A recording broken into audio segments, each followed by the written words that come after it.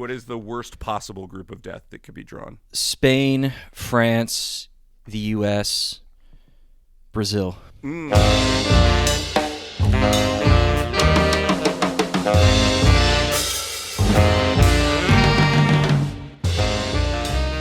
Hello, and welcome to Expected Own Goals 5 Rings edition.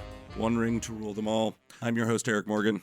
My name is Evan Davis. If you are new to Expected Own Goals, welcome. Welcome to the show. We are a tactics and analytics-based women's soccer podcast. We focus primarily on the NWSL and the U.S. women's national team, but we like to analyze women's soccer from all over the world. We've done episodes on Liga MX Femenil. We've done episodes on the WSL in England. We focus a lot on the Champions League. And we pay special attention to major international tournaments because this is how the podcast was founded 1 year ago. This week is our 1 year anniversary. We came up with the idea to do this because we were annoyed about how people were talking about the U.S. women's national team leading into the World Cup. So we thought, why don't we try and find a better way to do it? And 1 year later, we are still going strong, and we have another major tournament to tackle with the U.S. once again being talked about in slightly annoying ways by certain people. To drill down just a bit further, we were frustrated that Sam Coffey, who we both see as the great deep-lying playmaker number 6 that the U.S. has generated in this generation, was being snubbed for reasons that felt totally anti-analytics and anti-tactics. And how did we get to that place, and why are common media narratives and myths allowed to persist? 1 year later, the dog has caught the car. Yeah, that's and now we have to find other things to talk about. But we're very excited. We're very excited to bring you this preview of both the U.S. women's national team's roster as well as their opponents in Group B for the Olympic tournament starting on Thursday. If you like the show, we are also launching a Patreon and a Beehive newsletter this week. We will be offering exclusive bonus content for $6 a month starting on Thursday when the tournament begins. So you'll get 4 bonus episodes each and every month. And this week, we're going to be using our bonus episode to preview the other 2 groups, Groups A and C. We are also going to be hosting some live watch-alongs for U.S. women's games during the tournament, which will be accessible only to subscribing members. We'll be giving you access to our Discord server, which launches on Thursday, which I think we're going to be using to chat during games throughout the tournament to give people a place to hang out and yak about tactics and data. And we will also be giving you exclusive early bird access to all the new content that we end up adding to the Patreon down the line. So if you sign up between now and the gold medal game in 3 weeks, your price of $6 a month will be locked in. When we add higher tiers with more content, you will get access to that content at no additional charge. Your price will never go up. You are our deep-lying playmakers at $6 a month. Forever. Forever and ever and ever. Yes, you are the Sam Coffeys to us. Exactly. Let's talk about the United States women's national team as they enter what I think is a pretty difficult group, despite the fact I think that they are, and I think you would agree, probably the best team in said group. Yeah, it's been argued that Group B is the group of death. That's probably true. I mean, every group in these Olympics is going to be pretty challenging. They're all groups of death. Yeah, if you're unfamiliar with the way that the women's soccer tournament at the Olympics works, there's only 12 teams. And the qualification process for, at least for non-CONCACAF confederations, is quite grueling. For Europe, you only get 3 places, and one of them was guaranteed to France because they're hosting the tournament. So really good teams like England, which would have been Team GB, and the Netherlands did not qualify for this tournament. It's going to be very, very challenging for the U.S. to win a gold medal. And I think if you're new to the show, we should give you the background of what's happened here over the last several months with the U.S., namely that Emma Hayes, former head coach for Chelsea in the WSL, winner of oodles and oodles of league titles, has taken over the team. She was hired in the end of November, but she did not officially join the team until late May. So there was a 5-month window where current assistant coach Twyla Kilgore was the interim head coach in communicating with Hayes remotely about tactics, about personnel, about lineups. But Hayes was focused on Chelsea, so she didn't really have her full attention paid toward what the U.S. wanted to do. So Hayes has only had 4 games and a handful of training sessions to really work with the team over the last couple of months. It's not a lot of time. Obviously, the U.S. crashed out of the World Cup in the round of 16 last year. It lost Vlatko Andonovski his job. There is a really strong sense of transition that this team is going through. Why would you put the expectations of gold on their shoulders when those are the circumstances heading into Paris? It's funny, when we started this podcast a year ago, expectations was like one of the first episodes we talked about. It might have even been our first episode. I think it was, yeah. And expectations are the right way to frame where we're at with the U.S. women right now. New coach, transitional roster, and frankly, the thing that we discussed last year holds just as true this year. Every other team in the world is just getting better and starting to play on a level that looks a lot more like the U.S. You can take, if you're an NWSL fan, anecdotally, Barbara Banda, Rachel Kundinanji, who will be here representing Zambia, have come to the league and, in Banda's case, set the league afire, and in Kundinanji's case, still been a very solid pro. This is just the nature of the game. The game is very global, and for a long time, I think the U.S. could ignore that because of results in 2015 and 2019, and to a lesser extent 2011. But the rest of the world has caught up, and for the sake of watching entertaining international soccer, that's a really good thing. For the U.S. keeping every other country under their thumb, it's not such a good thing. Yeah. There are going to be 4 members in what we project to be the starting 11 that were not at the World Cup last year. Which is great. That's actually healthy. It's incredibly healthy for the program, but it also indicates that this roster is turning over. There are new faces. There are kinks to work out in terms of how this group plays together. We cite our friend Blair Newman quite a bit, great tactics writer for Backheeled and for his own website. He actually brought up a point, and I think this is good to consider, that the best international sides in terms of cohesion, communication, being able to kind of play together as a group and get up to speed rather quickly, they tend to select players from 2, maybe 3 clubs, which means the players are already playing with each other a lot. So most of Spain's starting 11 is going to be from Barcelona with a couple of smatterings of other players in there. That means that it isn't a big deal when you go 2 months without playing for your national team. Once you're in international camp, it's very easy to get up to speed. The U.S. isn't in that situation. The U.S.'s starting 11 and their bench is spread across a lot of different clubs who don't necessarily play with each other. A lot of players from Gotham, but a lot of those players just started playing for Gotham, and in the case of Rose Lavelle, have spent a lot of time injured. In the case of Crystal Dunn, spent a lot of time on the bench. So even that group is sort of figuring out how to play together at the club level. So the U.S. is already a little bit behind the 8 ball in terms of getting up to speed that way relative to their competition. And as fans of women's soccer well know, the U.S. women's national team used to be essentially a club team where the federation paid your salary. They had you play, upwards of 20 games, 22 games a year, a lot of which were friendlies, and that you didn't really think about your club ball. Well, since the beginning of 2022, that's all gone now. Everybody's getting paid through their clubs. That's the primary training environment. The international setting is essentially like how it is in every other country, where you get together every 6 to 8 weeks, you train for a week and a half, you play a couple of games, and that's it. So they're already have been moved onto the same playing field as the rest of the world there. And then, unlike Spain or unlike France, where it's Lyon and PSG that they're pulling mostly from, or Germany mostly pulling from Wolfsburg and Bayern Munich, et cetera, and so forth, you're playing catch up, and then a new coach on top of all of that. The U.S. is pulling from, if you include reserves, 11 club teams in 3 different countries. Yeah, exactly. Yeah, and among the favorites of this for this tournament, I would imagine that that's pretty high up the list in terms of number of clubs you're pulling from. Yeah, the most players from a single team in here, 6 players from Gotham are on this team. Mm-hmm. This is 6 of your 18-person roster or 22-person full depth squad who play with each other. And frankly, most of them have not been at Gotham. Were not at Gotham last year.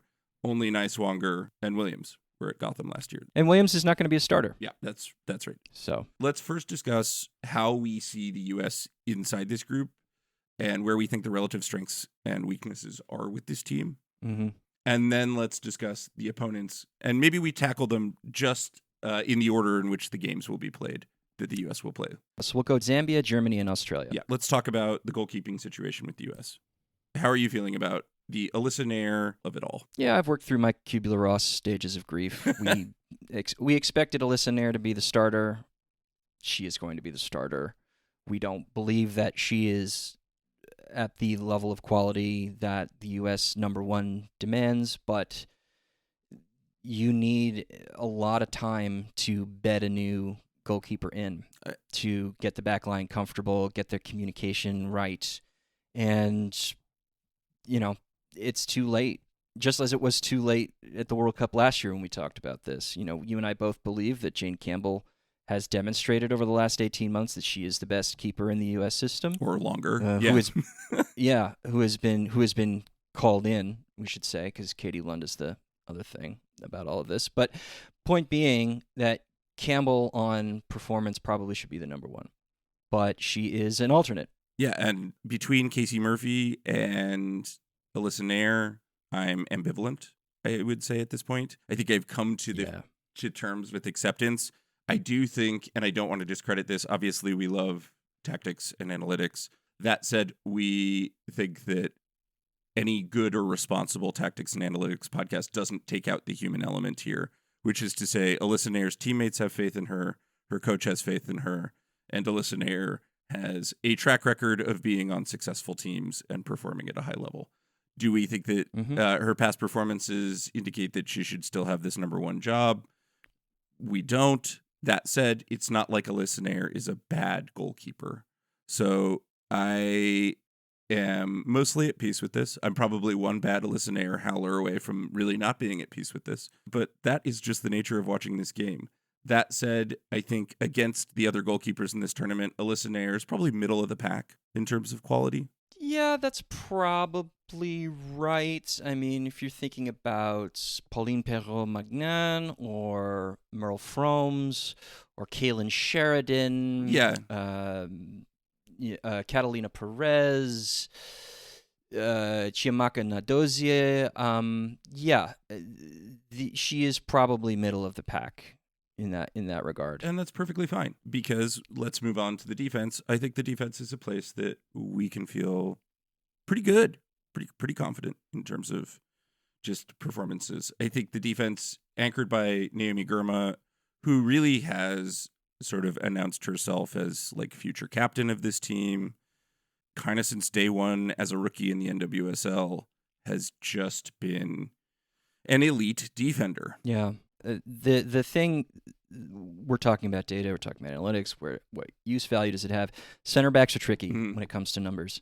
And defenders in general are tricky because your instinct might be to go to FBref, look at the tackles leaderboard and say, well, X player put in all of these tackles. That must mean they're the best center back in the league. Well, their team might have had 40% of the ball and they were under siege constantly, and also maybe their off-the-ball positioning wasn't right, and so they had to make a lot of recovery runs, and a lot of those tackles were last-ditch and desperate. So does that really mean that they are a good defender when you just look at sort of raw on-ball defensive actions? Not the best way to do it. The problem is there aren't a lot of good ways in the public sphere to do it either. We recommend a website called McClock, MCLACH, which publishes radars for player performance, and for defenders, they include possession-adjusted on-ball defensive actions. So if your team has 60% of the ball and you don't actually have to make a lot of tackles or interceptions, well, that doesn't mean you're a bad defender. It just means you haven't had a lot of opportunities. So possession-adjusted data makes sure that you are more accurately represented in what you probably should have done if the possession had been 50-50 in the game. And then there's another thing, off the ball. Like, some defenders never have to make a tackle because nobody ever tries to pass into their primary zone of responsibility because they know how good that defender is. But also, how do you prove a negative? How do you measure something that didn't happen? It's very, very hard. American Soccer Analysis, who is our partner in everything that we do, they publish a number called G-, which tries to approximate how much value you are adding by high-quality offense not passing through the parts of the field where you're standing. It's not perfect. It's very heavily teammate and tactic systems influenced. That said, it does give you some information about how good a player is doing in terms of off-the-ball defense. And usually, if a player is really good at on-ball defensive stuff, they're not so good at off-the-ball defensive stuff and vice versa, which kind of makes some sense. Unfortunately for you guys, 2024 G- data is not available publicly yet, so we're going to have to talk about it without you being able to look at it yourself. But Germa this year has been incredible in terms of the on-ball defensive work that she does, which is measured by ASA with a stat called interrupting. And fascinatingly, G- kind of hates her. They say that she is a negative 0.05 G- above positional average per 96 minutes, which is incredible. And it's not foreign to Germa's past seasons. There have been past seasons where Germa has not shown up very well in terms of G-. But that also should tell you why G- does have a ceiling in terms of its utility, because, let me give you an example. Barbara Banda had her worst game in the NWSL when she had to play against Naomi Germa. Yeah. Naomi Germa didn't really put in a lot of tackles on Barbara Banda. So, that should tell you something. Like, Germa as a positional off-the-ball defender is pretty elite. I think this is where watching games and eyeball tests and team performance also matter. Over the course of her career, Naomi Germa has been a part of a very defensively stout U.S. women's national team. Defense was not the problem at last summer's World Cup. The U.S. was a very resolute defense and has been a part of a San Diego Wave team that this year is going through hell, a complete administrative nightmare. And I think this will help us transition to Tierna Davidson, which is why you sort of have to take defensive numbers with a grain of salt. But last year was a part of a very robust defensive unit in San Diego.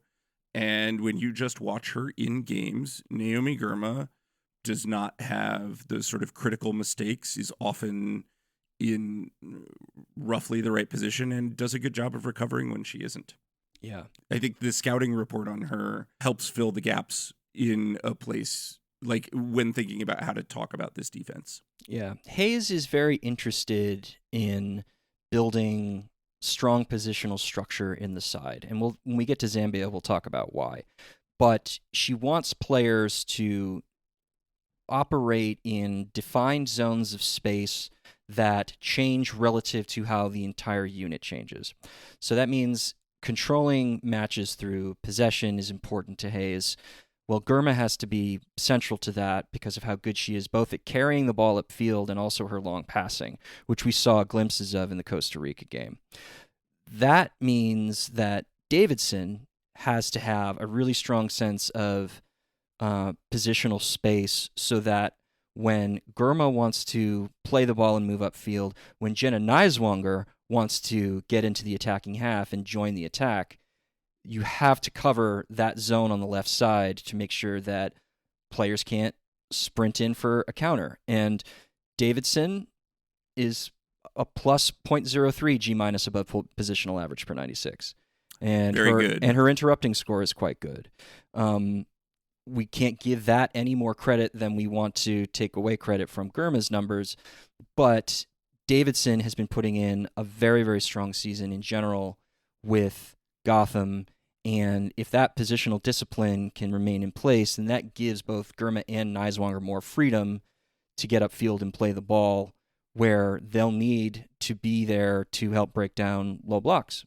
So Davidson is actually a player who would have been at the World Cup last year, but for having a really bad recovery from her ACL and just didn't perform with Chicago last season. She's back to basically what we expect Tierna Davidson to be. And that partnership, I think, has really developed in a nice way between her and Girma. I solidly agree with that. I think just as much as Davidson's last season, you can sort of assess with a grain of salt.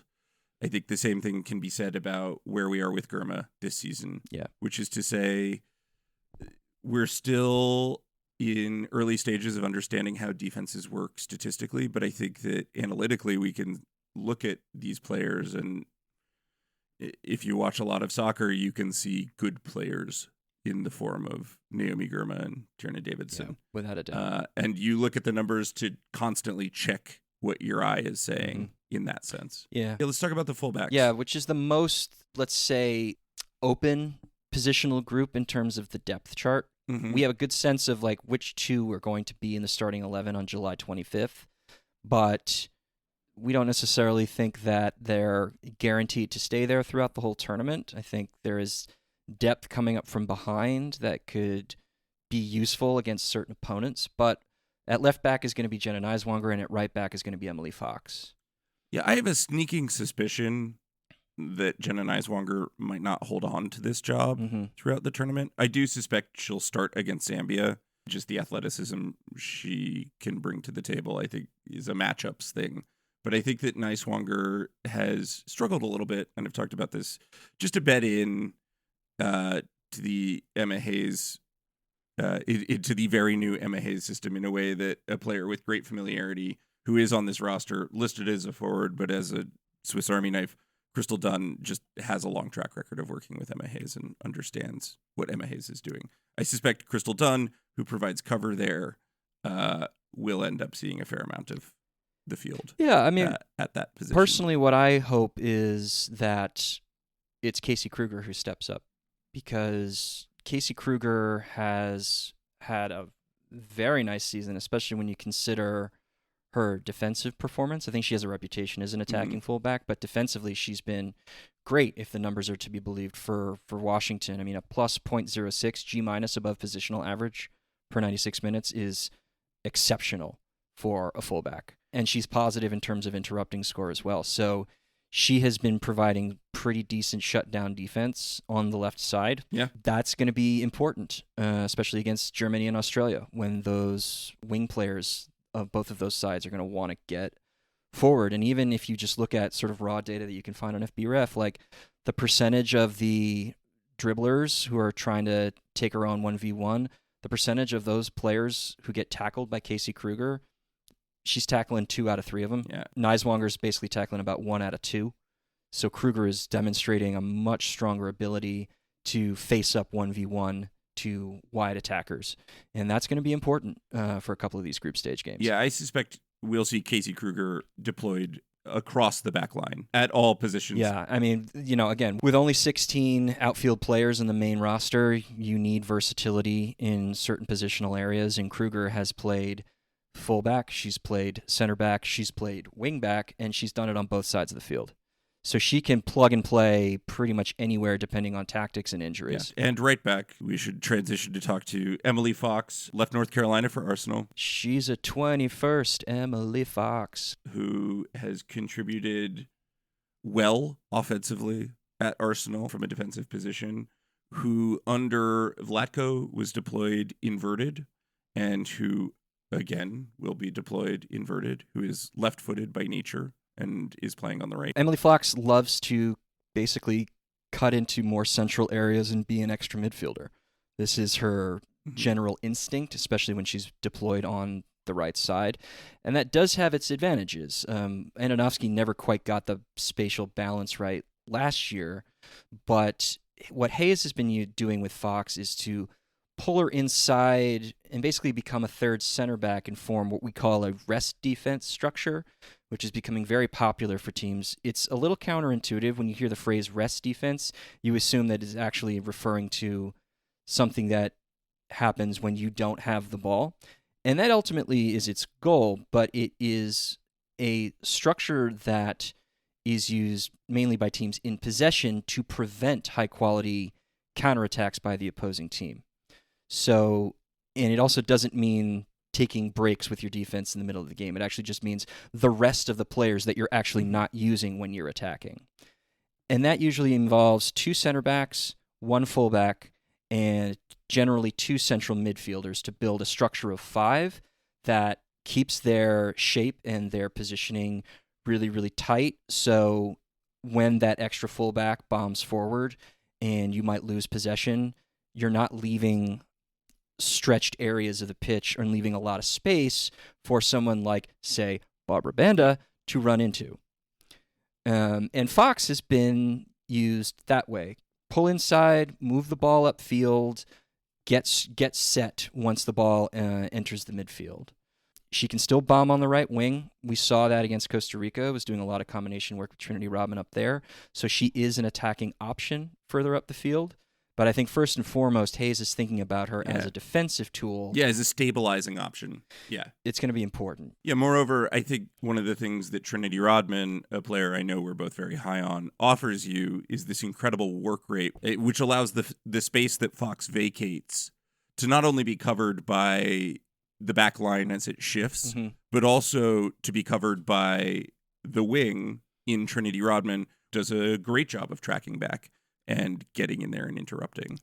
Emily Fox is liberated to do a lot of the work that she does because Trinity Rodman is so proficient both ways as a player. And Emily Fox will be defensively valuable. I stripped out games that European teams played against top opposition because things are so stratified in Europe in terms of what teams are good relative to what teams are bad that a lot of times you look at data for players in the WSL or in Liga F, and they're very inflated because they can beat up on some pretty weak opposition. So with the caveat that this is a small sample and it's only a few hundred minutes, I looked at Emily Fox's games for Arsenal where she played like Chelsea or Manchester City or big teams. And I also adjusted her on-ball defensive actions per 90 for the amount of possession that Arsenal had. And what I mean by on-ball defensive actions, you can find these on FBref. That's overall number of tackles you attempt, the interceptions you make, the shots and passes you block, the clearances you make, and the loose ball recoveries that you make. So Fox's possession-adjusted on-ball defensive actions per 90 minutes is 15.1. That's very good for a fullback. So it indicates that like when she is getting faced up, she can get her foot on the ball and slow good offenses down. So very, very critical to help out with Gurma and Davidson's responsibilities back there. Well, let's move on and talk about... Do you want to talk about the midfield or do you want to talk about the attack first? Let's talk about the midfield. All right. We'll talk about the midfield, which I think, so the overall impression, the defense, I think is quite strong. Mm-hmm. Is it perfect? No. But there is a solid, athletic, young starting backline. Fox is 26, Gurma's 24, Davidson's 25, Niswanger's 23, which is what you want in a tournament that's going to played this rapidly. Yeah. But with cover in the form of Casey Kruger, who can play all positions, Crystal Dunn, who's very comfortable down the left. Emily Sonnet as well, who we didn't mention. Emily Sonnet, who will, I believe, in this tournament mostly be deployed as cover for center backs, but who is one of the great positionally responsible, dependable players that the U.S. has ever generated. So there's a lot of depth there. Midfield, there's a little less depth. Yeah. Let's start with the good. I think that's Sam Coffey at the 6. You'll hear, I think, a lot of what I think are pretty unfounded things still circulating out there in lazy narrative land about Sam Coffey's athleticism or her ability to play a single pivot. She has suffered no such problems as a member of the Portland Thorns and, in fact, was an MVP candidate doing basically just that. Yeah. She is a tremendous two-way player, all things considered. And built a reputation as a playmaker from deep positions because she was trained as a number 10 when she was in college and moved further back the field when she became a pro. So when she is asked to play passes, there are a few better from that area of the pitch. And in particular, her long passing, her set piece passing, areas where like if your plan A isn't going well and you only have a small handful of games to try and make it to the gold medal round and you just need to grab a goal on a free kick or a corner kick or a long ball over the top, Coffee can offer that. So she covers her area well. She gets her foot on the ball when it is required. She can prevent offense from coming into dangerous areas without having to get her foot on the ball because she's so positionally disciplined. And when she does get the ball, she can release either Lindsey Horan or Rose Lavelle in front of her. She can activate width through the fullbacks, or she can go over the top and try and get the ball to Mallory Swanson and Sophia Smith. Yep. There are all kinds of options that flow through Coffee. She's a plus off-ball defender. She's a plus on-ball defender. There is no aspect of her game where she's a net negative. Right. That's what you hope for. Exactly what you hope for out of a defensive midfielder. Mm-hmm. The next starters to discuss, we have Lindsey Horan, obviously the captain and a very good player, but who does things that I think sometimes make her teammates' lives more difficult in terms of positional discipline and can be a give or take thing. But Lindsey Horan is as in ink a starter as exists on this team. And she and Coffee, in the minutes that they have spent playing together, have been at worst very functional. My feelings about Horan have really crystallized in the year since the World Cup when both Andonovski, Kilgore, and Hayes have tried to use her in a primarily attacking place at times, not exclusively, but at times when she's had to move into the number 10. She is often deployed essentially as a primary box target to score, or she feels like she needs to make both the carries, the dribbles, and the passes, and make the shots in and around the final third and into the box on her own. That everything kind of has to flow through her. And that's when things can get a little frustrating for the U.S. attack. It doesn't have the natural kind of like free-flowing, interchanging excitement that the attack at its best looks like. When Horan is played a little bit further back in her more natural number 8 spot, which is basically a two-way central midfielder who is asked to both progress the ball and also defend, when she doesn't have to be a constant box presence, then I think she leaves less space behind her exposed. And when you talk about, having this free role where she's very, very individual in what she wants to do, that's when that gets dangerous. When all of a sudden she's trying to get into the box and you leave a lot of territory between her and Coffee that players in transition can fill. So when she's a little bit further back and allowed to more naturally be like a progressor rather than an attacker, that's when she, I think, works the best. She is a player who, when playing within herself, is among the best in the world, and when feels the burden to do everything, can really drag a team out of shape. Yeah. Can really cause problems that have knock-on effects for teammates. If deployed at the number 8 with some positional responsibility, a tremendous asset to the U.S. women. And if asked more, like she was against Costa Rica, to play the 10, presents problems that will have knock-on effects, not only because of who will have to play in her stead at 8, but also just in terms of spacing, in terms of combination play, in terms of creation. Because Lindsey Horan's instincts when she has to be Captain America are to become a shot monster, or to not always think about creation for others first, or to sort of carry that burden. Yeah. A Sisyphean task that when the U.S. is asking that of her are in trouble, and when they can keep her from feeling that way, have one of the best all-around midfielders in the world playing a role well. Yeah, and when she plays against top teams, again, small sample size caveat, when she plays for Lyon against top teams, 0.21 non-penalty XG per 90, 0.1 expected assists per 90, which is below average for expected assists. She's not at her best, and she's asked to do a lot more attacking when she's with Lyon than when she is with the U.S. in its optimized midfield state. And there's going to be real transitional danger when you play Zambia. You need to make sure that those central zones are properly spaced and filled with your midfielders in order to not give them space to run into. Mm-hmm. Germany, Australia, primary attacking danger is out wide. It's not necessarily through the middle, but Tony Gustafsson likes to rotate players out to into out, try to stretch back lines and midfield lines with Australia. So you need to maintain a strong sense of shape so that they don't have space to operate in. So it's going to be very critical for Horan to perform that role with the U.S. Let's move on and talk about number 10, a role that when Kat Macario was healthy and in this team, I think had greater depth. And now without her in this team, there is clarity in who will play there. And unfortunately, that clarity is not always healthy in the form of Rose Lavelle. Right, who experienced groin tightness right before first whistle against Costa Rica and was a late scratch. Emma Hayes says that it was purely precautionary and that she'll be ready for the tournament. It remains to be seen if that is true.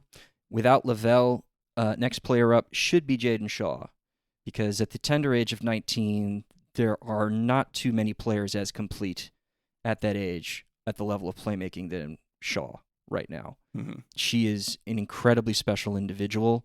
Basically, you need a line-breaking through ball. You need somebody to move into out and cross the ball into the box. You need someone to make some sort of incisive dribble, off the ball run to pull a center back out of position and stretch the back line to create space for somebody else. Shaw's your guy. Yeah. And she's 19 goddamn years old. Here's the biggest problem with Jaden Shaw.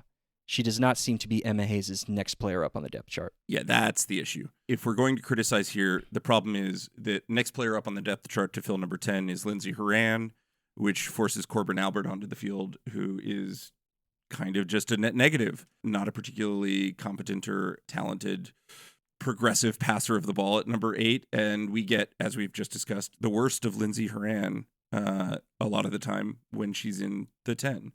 So right now, the U.S. is faced with a problem that they're all too familiar with, a questionably healthy Rose Lavelle.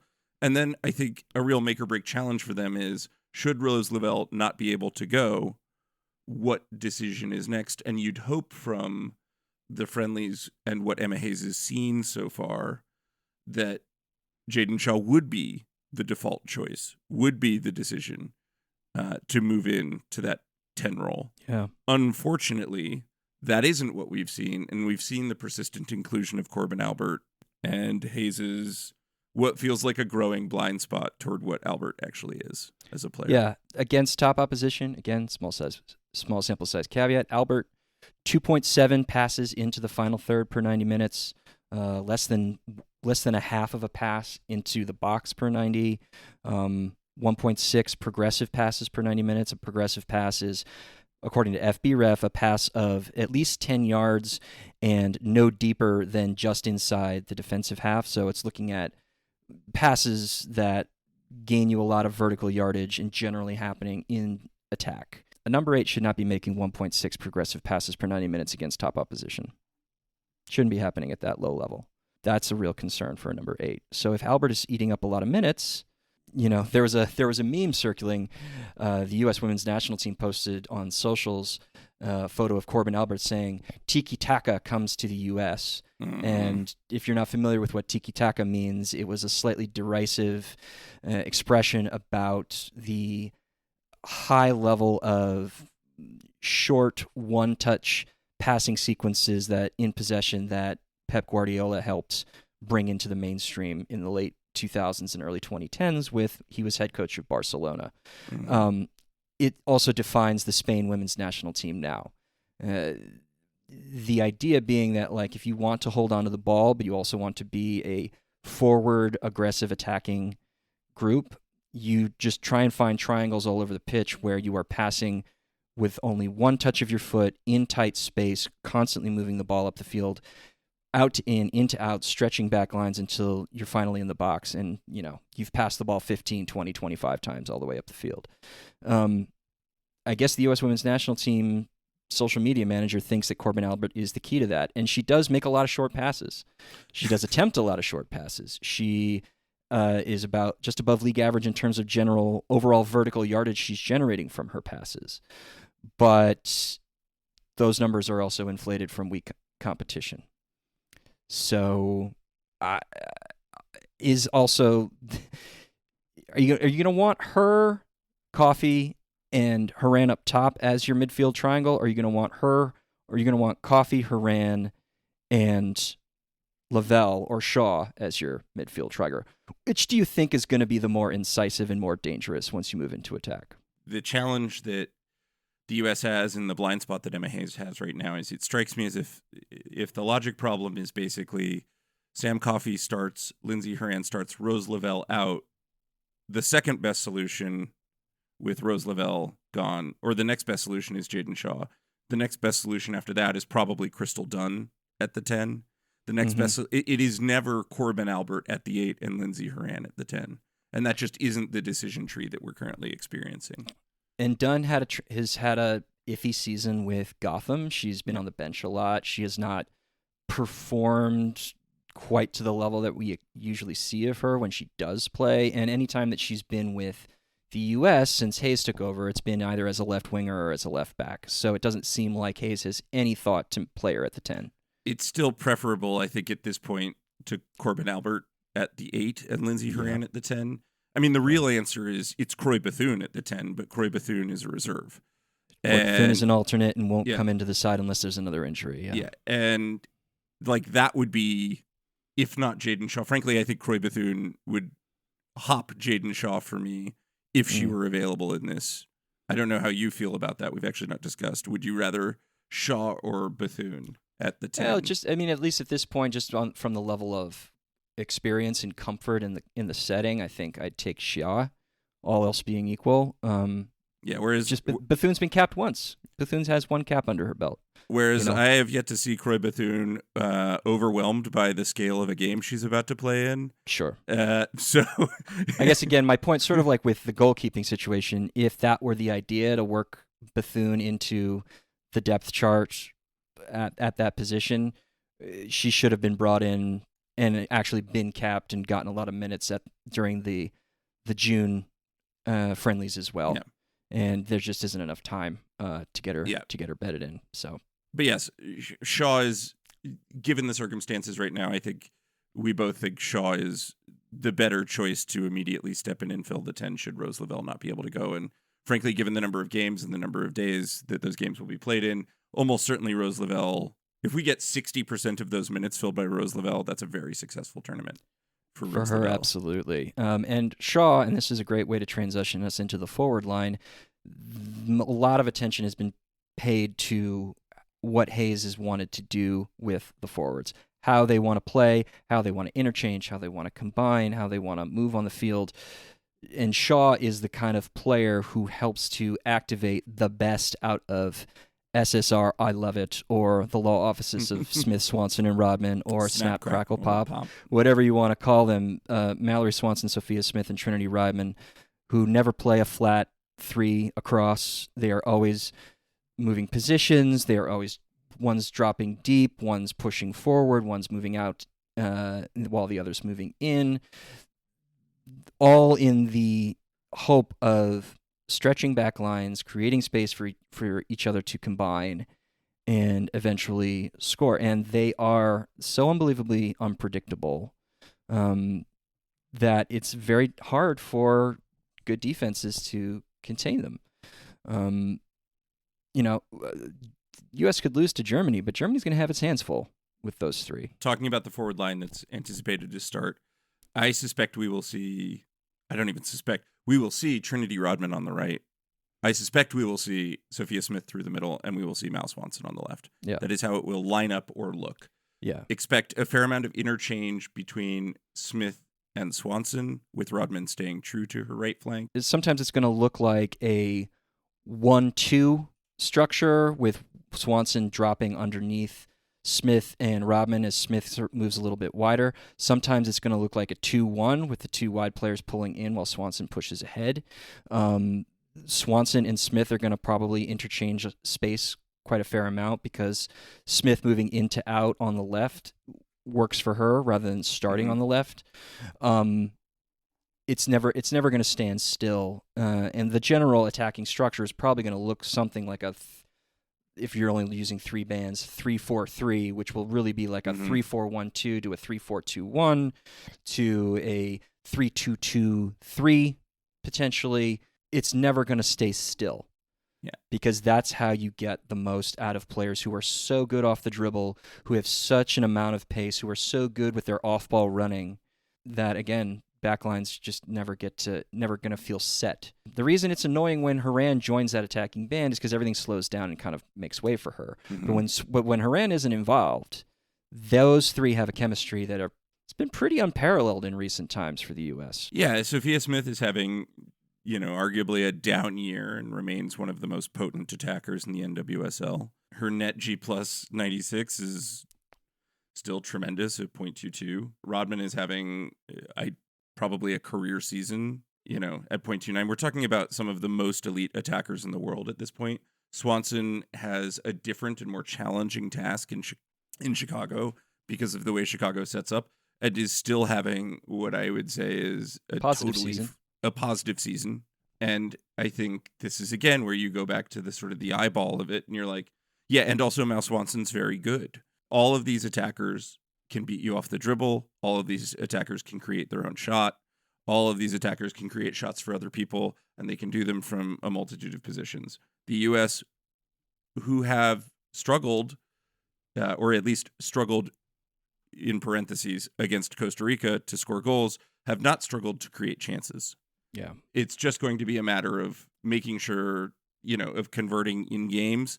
And frankly, some of that's just up to the randomness of this sport itself. But the U.S. has 3 players that put them in a tremendous position to create a wealth of very good chances against any team that they play. Yep. And then you have Lynn Williams off the bench, who's fucking great too. Yeah, who's coming in because of Macario's injury. So she got pulled from the alternates list and is now part of the 18. And Williams is the closest thing to an individual target player, battering ram, kick it to the big lad up top kind of striker, who's also quite good off the dribble, is excellent at hold-up play, can play wide, can play centrally, will be a useful weapon off the bench when the U.S. has been stymied. And there will be moments during the tournament where they will be stymied. I actually thought that maybe Williams should have been part of the 18 from the jump. So as unfortunate as Macario's injury is, to have her available as that plan B for your attack, I think is really key. Should the SSRI love it line falter, they have great options off the bench in Williams, in Shaw. Depending on whether Lavelle starts in Lavelle, there are many ways to break down the opposition. Yeah. It all things considered is a very strong team. Let's talk about their opponents in the group. Let's start with Zambia, their first game. Yes, playing Zambia on July 25th. This is a team that came to prominence 3 years ago at the Olympics because Barbara Banda scored back-to-back hat tricks during the group stage. Flash forward 3 years, and both Barbara Banda and Rachel Kundananji are tearing up the NWSL.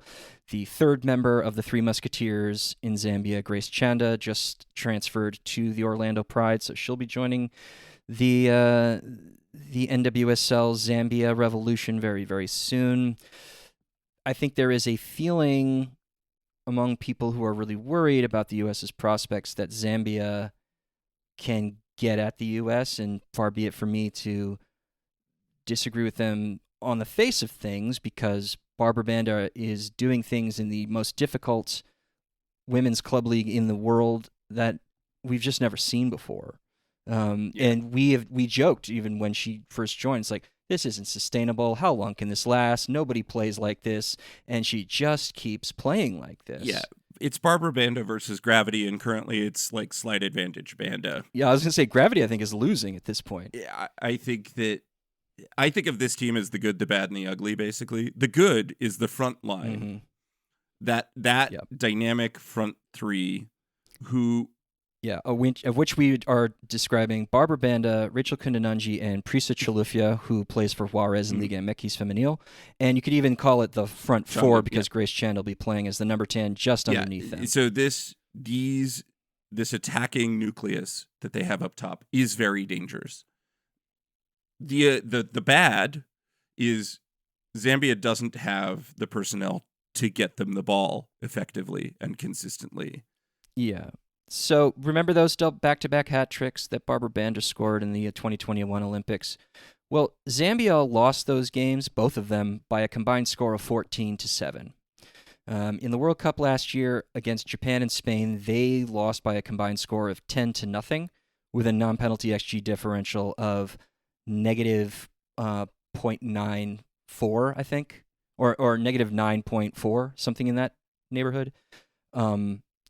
It's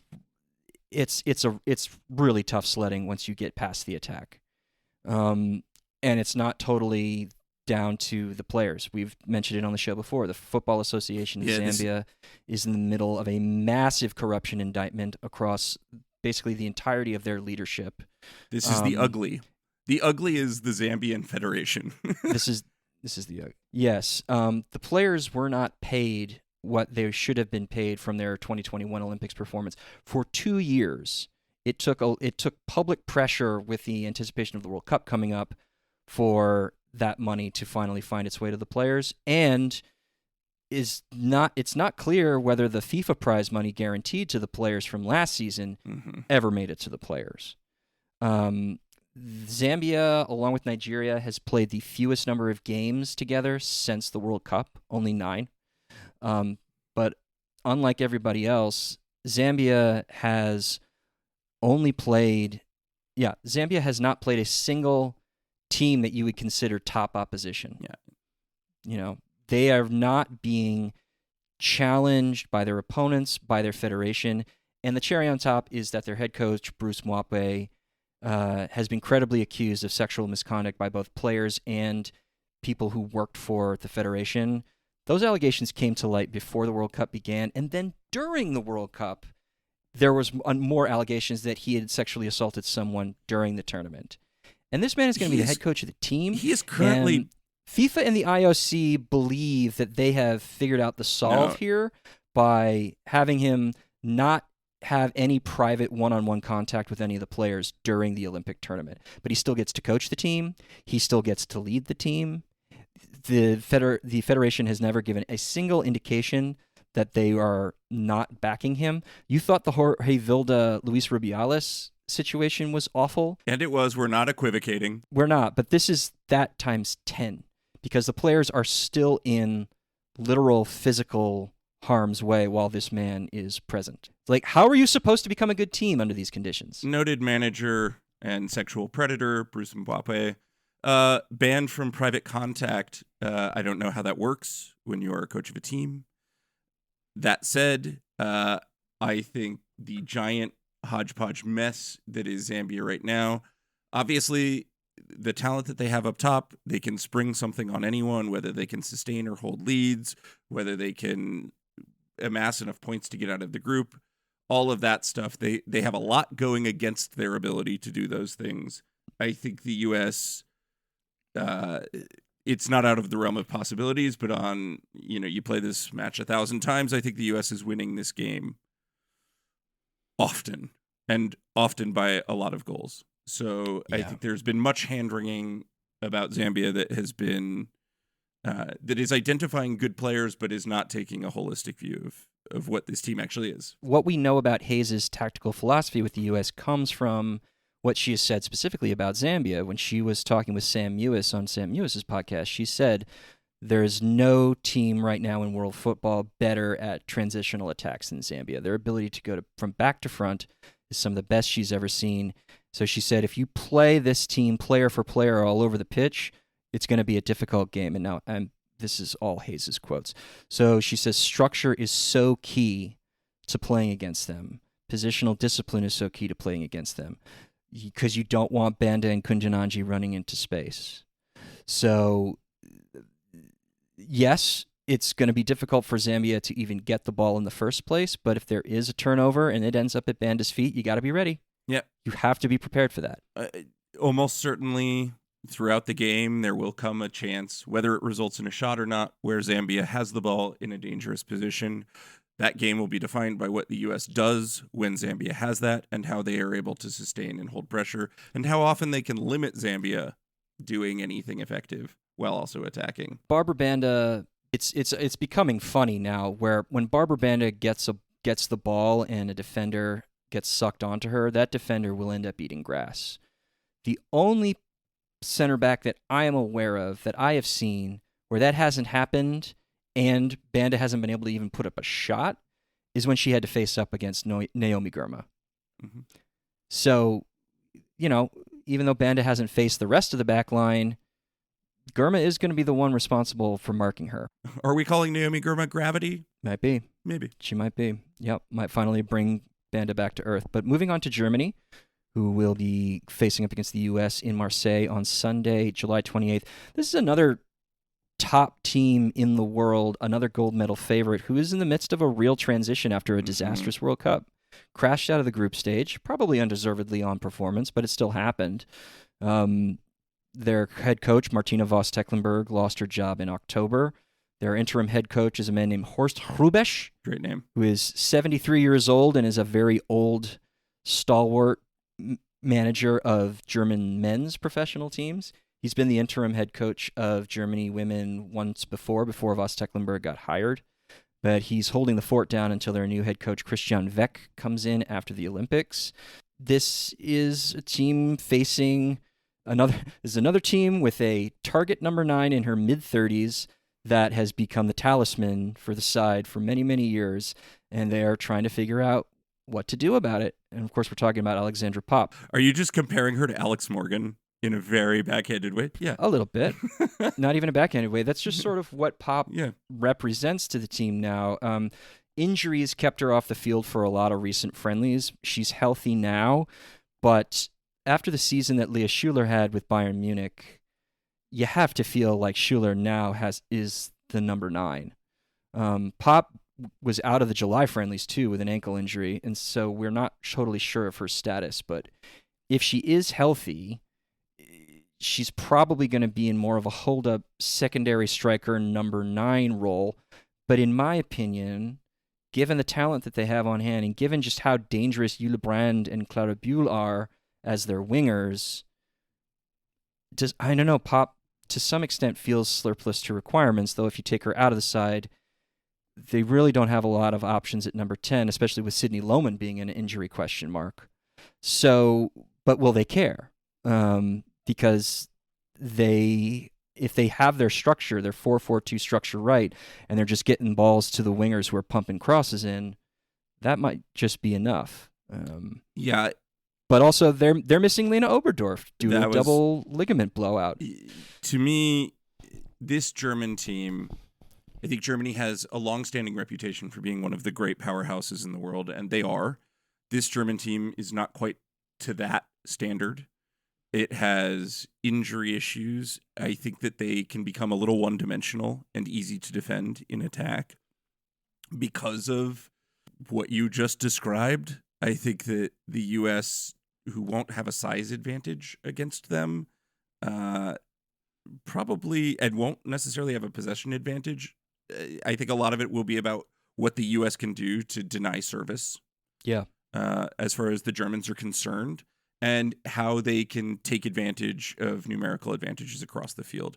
I feel like this is a game, actually, that really suits Emma Hayes as a manager in terms of how she can set up a team and shut down a team's offense while looking for the odd goal. I suspect this game will not necessarily be a particularly good watch or particularly open. I don't think so either. I think it's going to be an attrition fest. And Hayes knows the team well. I mean, without Oberdorf, the focus for central midfield now goes to Sjoeke Nüsken, who is a Chelsea player. Yeah.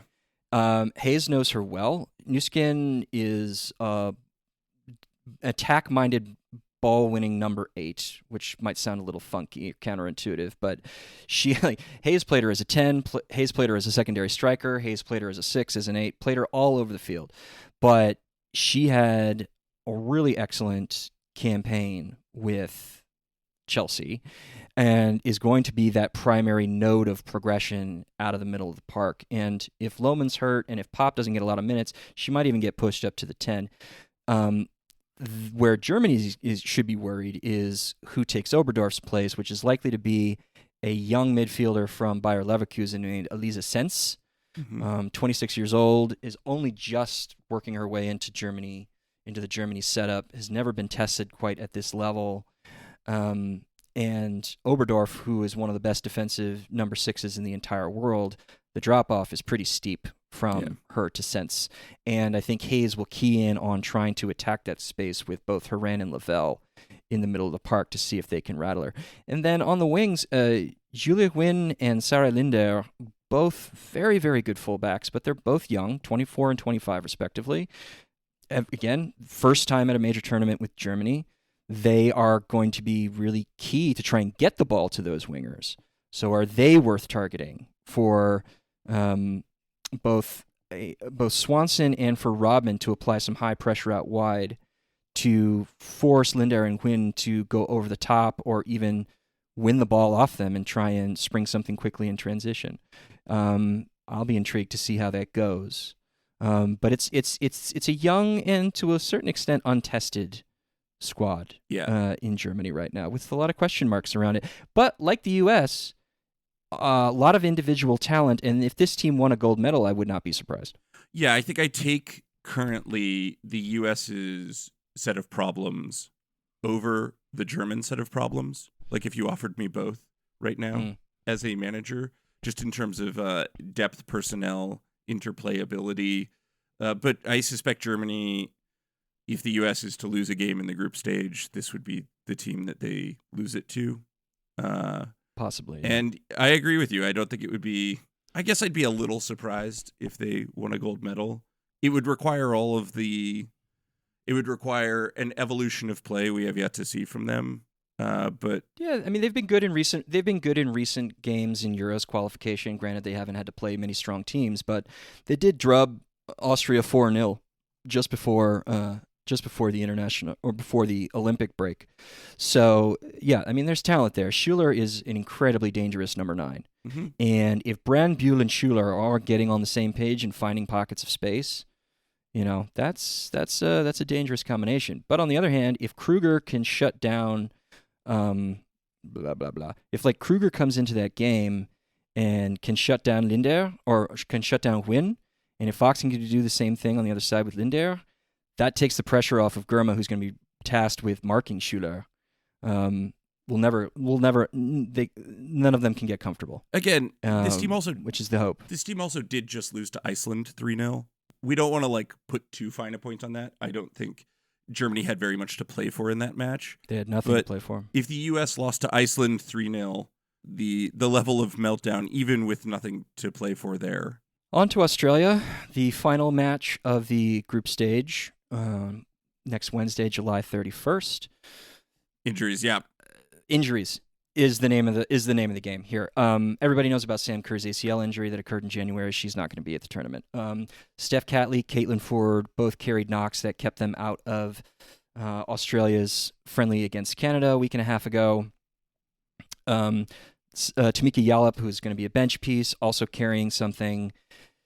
This is going to potentially shuffle the deck. If Ford and Catley both can't go, Australia might be in a little bit of trouble. This is a team where the starting 11, I think, is maybe the most up in the air right now. Tony Gustafsson likes to play coy with the public and not, keep his cards close to the vest. Minutes in recent friendlies have been spread out between a lot of different players. I think at defensive midfield, secondary striker, and potentially left wing are all up in the air right now. Like, is it going to be Courtney Vine or Michelle Heyman to partner with Mary Fowler? Is it going to be Claire Wheeler or Emily Van Egmond who's going to be lining up next to Kyra Cooney-Cross?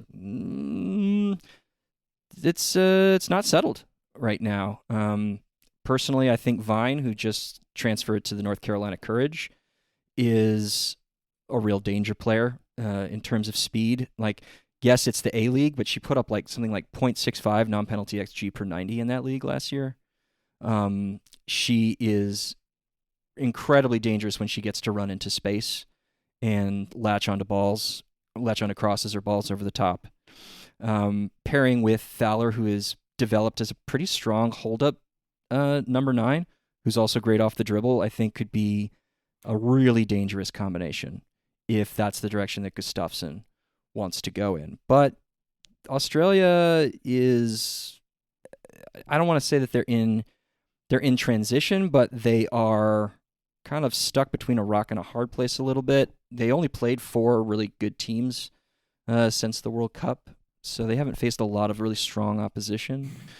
And we kind of know what they're going to be. Yes, Hayes has noted just how much rotation there is in midfield, how many players are kind of coming in and out of the side, which they'll have to keep an eye on. But like, it's Catley and Carpenter. Those fullbacks are where you're going to find progression out wide and try and then move the ball on a diagonal or across into the middle to score.